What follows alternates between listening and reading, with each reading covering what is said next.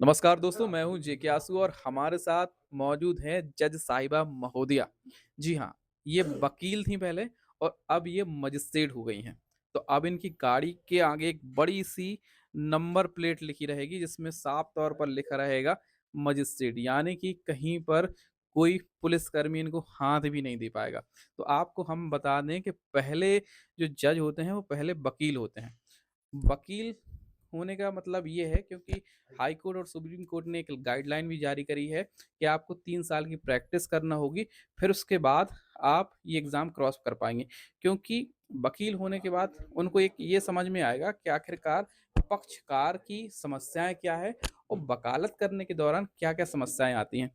तो अब आप तो जज महोदया हो गई हैं और ये बड़ी-सी गाड़ी में आपके लिखने भी वाला है कि मजिस्ट्रेट महोदया। जब आप आएँगी और जाएँगी तो ये एक जलवा खींचेगा। तो आप क्या कहना चाहेंगे वकील और पक्षकारों के लिए?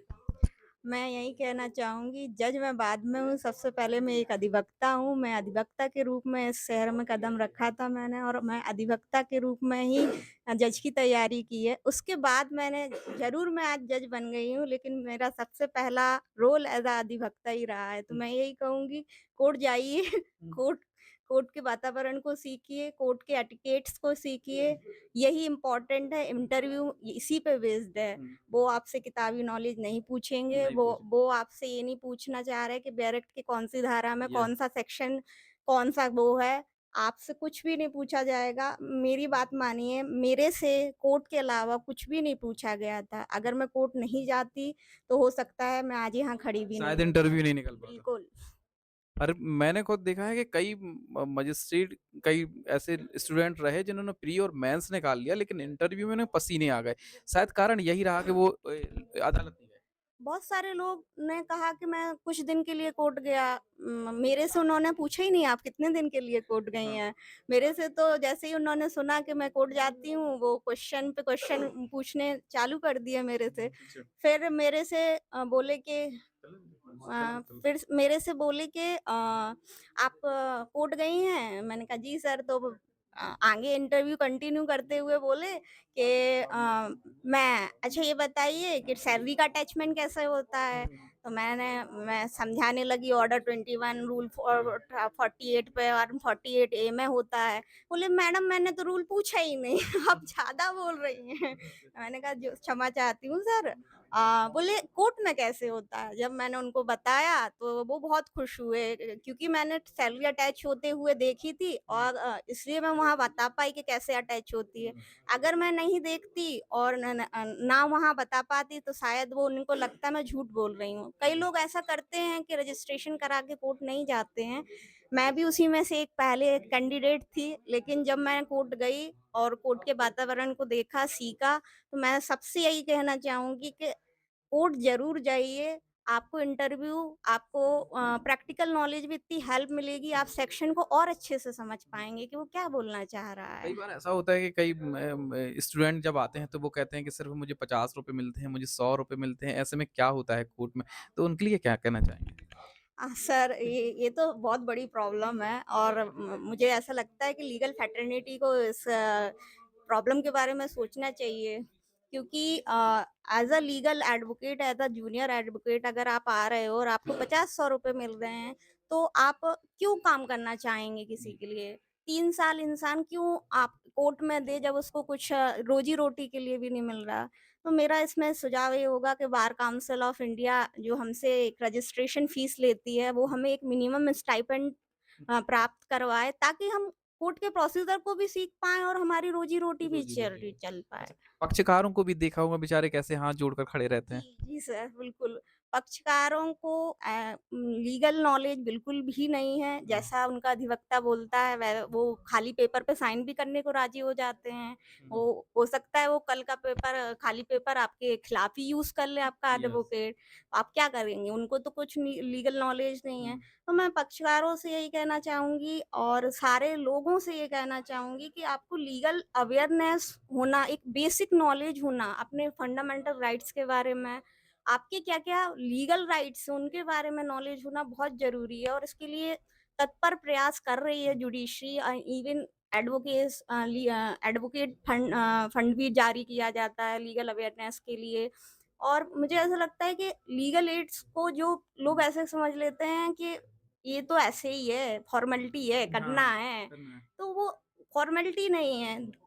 मैं न्यूज़पेपर पढ़ती हूँ, मैं देखती हूँ अ, अभी गुजरात में, सूरत में एक लीगल एड चलाया गया था पॉक्सको आपने नाम सुना होगा, हाँ, पॉक्सको एक्ट के लिए। वहाँ पे छोटे-छोटे बच्चों को गुड मैनर और बैड मैनर बैडमिंटन हाँ। मैनर बताया गया था, गुड टच और बैड टच बताया गया था। अब लोग कहते हैं कि ये तो एक लीगल एड था, कुछ नहीं। हुँ, परिणाम उसका ये देखा गया कि 60% केसेस यस, रिड्यूस हो गए। रिड्यूस तो आपको लगता है कि जो एक्सरसाइज़ बहुत फ्यूटाइल है, कोई उसका मतलब नहीं है, इसका ऐसा नहीं है, वो फ्यूटाइल नहीं है। हो सकता है वो 100 लोगों में से सिर्फ 10 को यस वही। काम आए, लेकिन वो 10 को भी तो बचा पा रहे हैं, हुँ, उनकी लाइफ भी तो हुँ, इम्पोर्टेंट है। तो एक-एक लाइफ इम्पोर्टेंट है, इसलिए लीगल अवेयरनेस जहाँ भी जैसे भी आप फैला सके फैलाइए, उसके लिए कोई चार्जेस नहीं है अवेयरनेस फैलाने के। तो मेरा यही सजेशन रहेगा और रिक्वेस्ट रहेगी सभी से, सभी अधिवक्ताओं से जिनको लीगल नॉलेज है, कि वो अपने पक्षकारों को लीगल नॉलेज प्राप्त करवाएँ और जितनी हो सके लीगल फ़ील्ड में लोगों की हेल्प करें। एक तो पढ़ाई का ये भी फ़ायदा होता है कि अगर आप मजिस्ट्रेट नहीं बन पाए तो बहुत अच्छे वकील भी तो बन सकते हैं। बिल्कुल। अ मैंने जब लॉ चूज़ किया था, मैंने कभी नहीं सोचा था कि एज़ अ जज ही जाऊँगी। हाँ, मैं एक्सप्लोर करना चाहती थी लॉ को। लॉ में इतनी वास्ट फ़ील्ड है, आप इतने सारे कंपनी लॉ है, कॉर्पोरेट लॉ है, यस, एनवायरनमेंट लॉ है, एनर्जी लॉ है, जाने कितने सारे क्रिमिनल और मोस्टली लोग क्रिमिनल एंड सिविल लॉ को ही जानते हैं। यस, लेकिन अब तो cyber law, AI law AI इतने सारे लॉ हैं, आप किसी भी फ़ील्ड को पकड़ के मास्टरी करिए। आप अगर कोई काम शिद्दत से करते हैं, चाहे वो एडवोकेसी हो, चाहे वो जुडिशरी हो, चाहे वो आईएएस की परीक्षा हो, मुझे ऐसा लगता है अगर आपने ठान लिया कि आपको करना है और आप कंसिस्टेंटली उस पे वर्क कर रहे हैं, तो आप कभी भी ना कभी तो सफल हो ही जाते हैं। हाँ, ऐसा देखते हैं कि जो स्टूडेंट तैयारी कर रहे हैं फिर उनका इंटरव्यू में नहीं होता है, वो थक जाते हैं कि अब हमें नहीं करना। तो उनके पास कई अटेम्प्ट है, फर्स्ट अटेम्प्ट है, सेकंड अटेम्प्ट है, थर्ड अटेम्प्ट है। उनके लिए क्या मोटिवेशनल स्पीच है कि वो तैयारी में लगे रहें और जब तक अपने लक्ष्य को पा ना ले तब तक ना छोड़ें? सर मोटिवेशनल स्पीच तो मैं नहीं दे सकती हूँ क्योंकि मैं खुद इतनी मोटिवेशनल स्पीकर रही नहीं हूँ, जी। बट मैं अपना अनुभव शेयर कर सकती हूँ। मेरा छत्तीसगढ़ में नहीं हुआ था 5th वेटिंग लिस्ट पे था। मेरा उस टाइम पे मन हो रहा था कि मैं सारा कुछ छोड़ दूँ, सब कुछ छोड़ दूँ।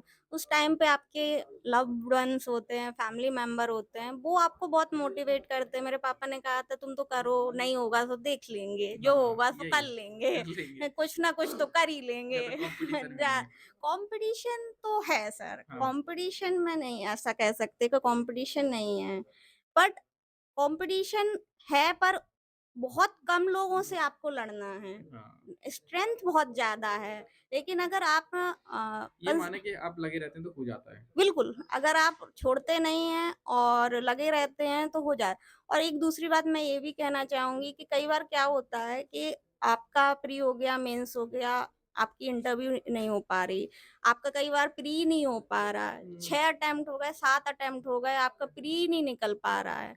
तो मैं ऐसे स्टूडेंट से कहना चाहूँगी कि ज़रूरी नहीं है जो आपने सोचा है आपको लाइफ़ में वही बनना है। हो सकता है लाइफ़ आपके लिए कुछ कुछ और और फ़ील्ड में जी। बहुत अच्छा सोच के रखे वो। तो मेरा उनसे यही कहना है कि अगर आपको लग रहा है एक सफिशिएंट लिमिट तक 2 साल, 3 साल आपको लग रहा है कि आप कर पाएँगे, अ, आप आगे और दुनिया के ताने झेल पाएँगे नहीं होने के बाद, आप में इतनी स्ट्रेंथ है कि आप दुनिया को फेस कर पाएँगे, तो आप कर सकते हैं, कोई दिक्कत नहीं है। और अगर आपको ऐसा लग रहा है कि आपने सपना तो देख लिया जज बनने का या कोई भी फ़ील्ड में जाने का, पर वो आपको कंसिस्टेंटली रिज़ल्ट नहीं दे रहा है, तो आपको उसको वहाँ ड्रॉप करके नई चीज़ों को एक्सप्लोर करना चाहिए। देखिए, ये बहुत अच्छी स्पीच इन्होंने दी है कि अगर आप तैयारी कर रहे हैं पर आगे नहीं बढ़ते तो आपके लिए बहुत बड़े-बड़े रास्ते खुले हैं। तो आप देख रहे थे मानसी जैन को जो एक मजिस्ट्रेट बन चुकी हैं और कुछ दिन बाद इनकी गाड़ी पर भी लिखा मिलेगा और इस सीट पर भी बैठे मिलेंगे। तो